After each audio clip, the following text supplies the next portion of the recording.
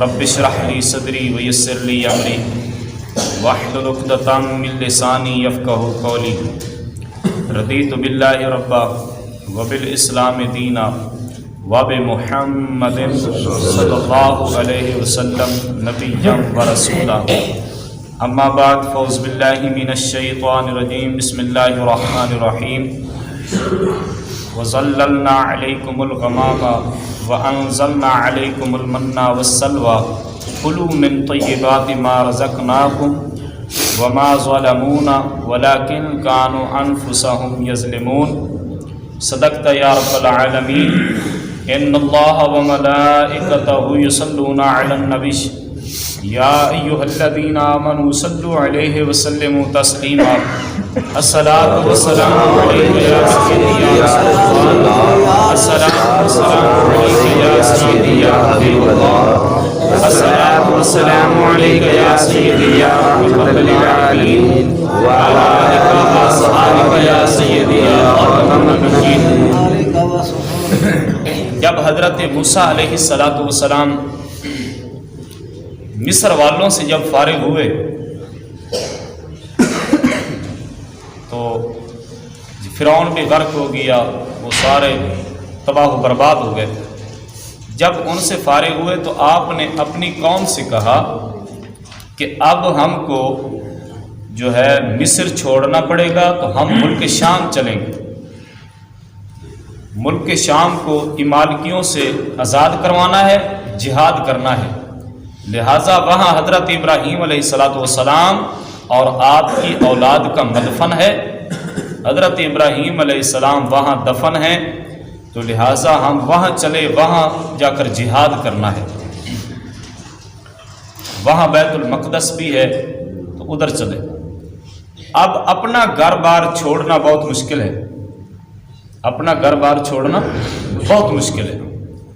تو حضرت موسیٰ علیہ السلام آپ نے جب یہ اعلان فرمایا تو لوگ آپ کے ساتھ چلنے لگے۔ جب چلے تو راستے میں جب کوئی تکلیف آتی تو حضرت موسیٰ علیہ السلام سے کہتے کہ آپ ہمیں وہاں سے نکال کر لے آئے ہیں، دیکھو اب کتنی تکلیفیں ہیں۔ پھر جب آگے اور جاتے اور تکلیفیں ہوتے تو پھر شکایتیں کرتے، حتیٰ کہ جب ایک جنگل بیابان صحرا میں پہنچے تو انہوں نے حضرت موسیٰ علیہ السلام سے کہنے لگے کہ اب یہاں نہ کوئی کھانے پینے کی کوئی چیز ہے، نہ پانی ہے، نہ کوئی روٹی ہے، ہم بھوکے مر جائیں گے، آپ ہمیں اپنے گھروں سے نکال کر ملک شام کی طرف لے جا رہے ہیں، تو اب کیا بنے گا ہمارا؟ اتنی سخت گرمی ہے، ہم کیا کریں، کہاں جائیں؟ نہ کوئی سائبان ہے، نہ کوئی درخت ہے، نہ کیا کریں، ہم مر جائیں گے۔ تو جب انہوں نے شکایتیں کی تو حضرت موسیٰ علیہ السلام نے رب کی بارگاہ میں دعا مانگی، مولا یہ میری قوم شکایتیں کر رہی ہے تو گرمی ہے سخت، مہربانی فرما۔ اس وقت رب تعالیٰ نے اپنے نبی کی دعا کو شرف قبولیت فرما کے اللہ نے ایک بادل بھیجا جو اس تمام قوم کے اوپر سایہ کرتا تھا۔ ان کو گرمی نہیں لگتی تھی، رات کے وقت بھی وہ بادل جو ہے ان کے ساتھ ساتھ چلتا تھا۔ جب اندھیری راتیں ہوتی تو وہ بادل جو ہے وہ روشنی اس سے ایسی نکلتی تھی کہ ان کے لیے راستے واضح ہو جایا کرتے۔ سائبان بن گیا، ان کے اوپر سایہ کرتا، گرمی نہیں لگتی تھی۔ تو جب وہ آگے اور چلے تو کہنے لگے اب کھانے کا کوئی بندوبست ہو جائے،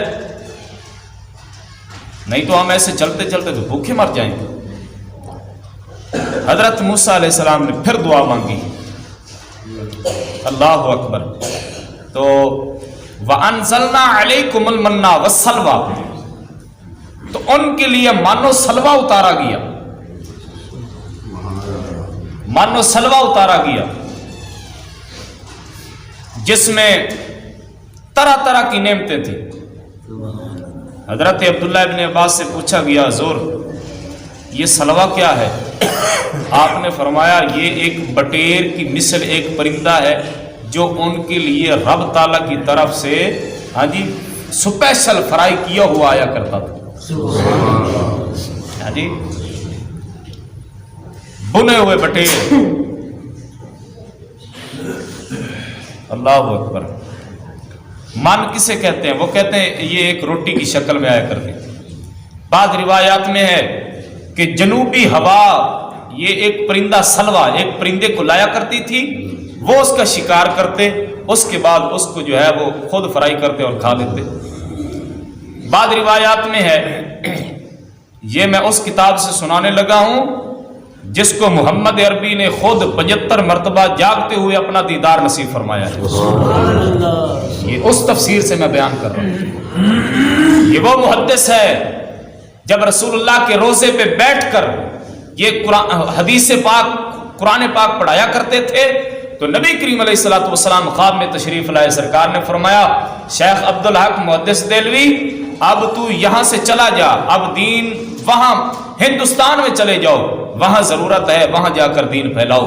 تو شیخ عبدالحق محدث دہلوی کہنے لگے یا رسول اللہ آپ کا حکم جو ہے وہ سر آنکھوں پہ. یا رسول اللہ جب میرا دل بے چین ہوتا ہے تو میں یہاں گنبد خضرا کو دیکھ لیتا ہوں، میرے دل کو سکون آ جاتا ہے.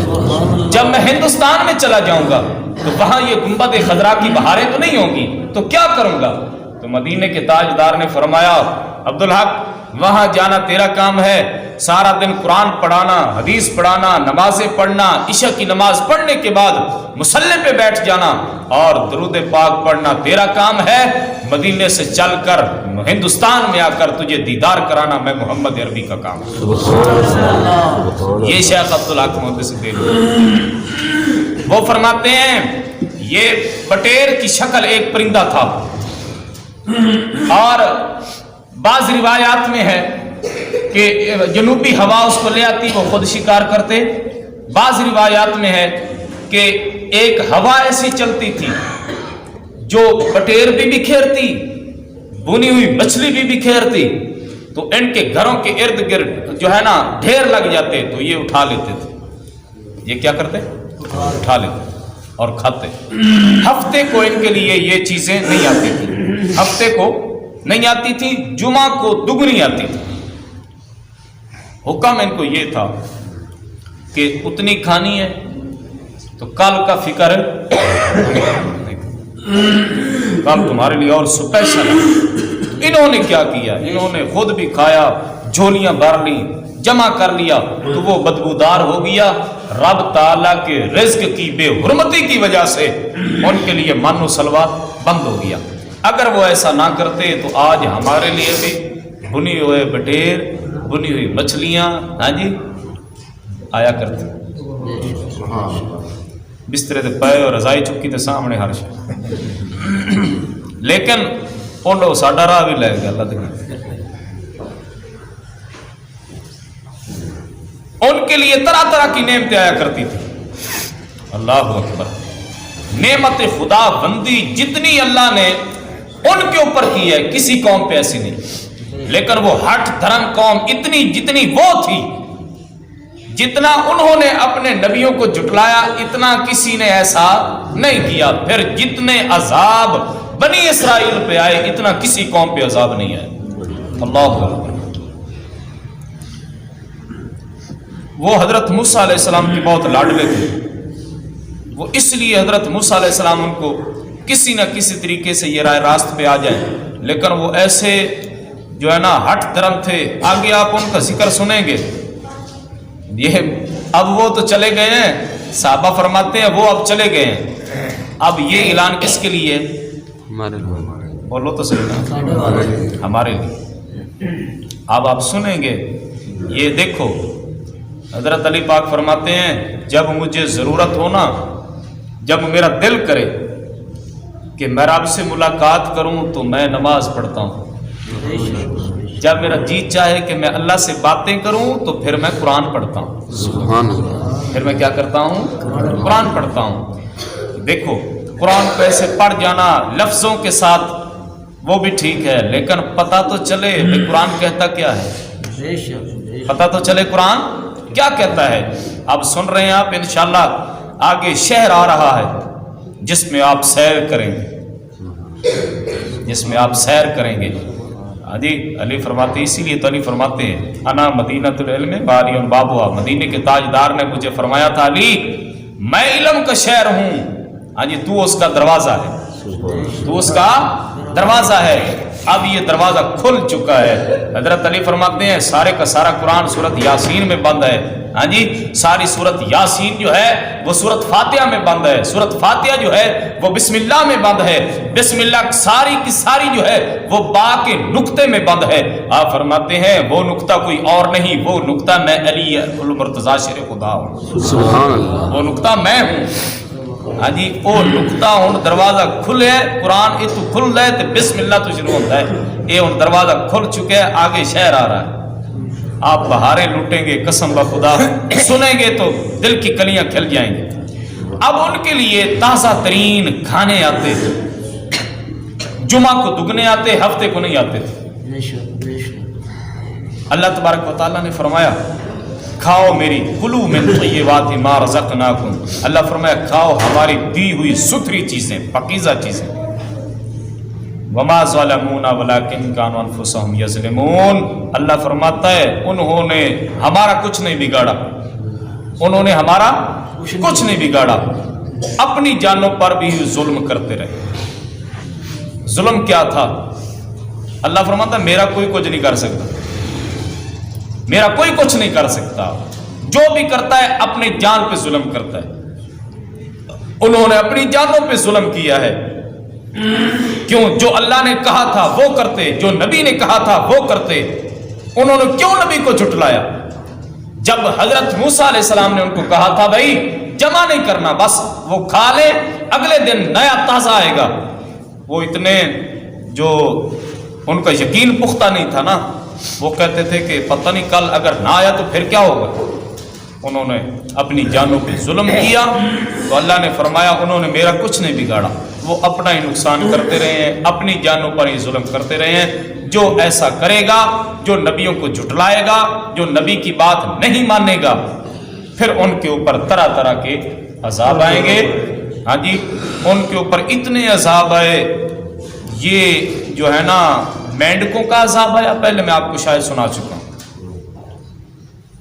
بستروں کے اوپر مینڈک ہی مینڈک ہوتے تھے، جب جھاڑتے تو وہ گر جاتے، پھر بیٹھنے لگے تو پھر مینڈک ہی مینڈک ہوتے۔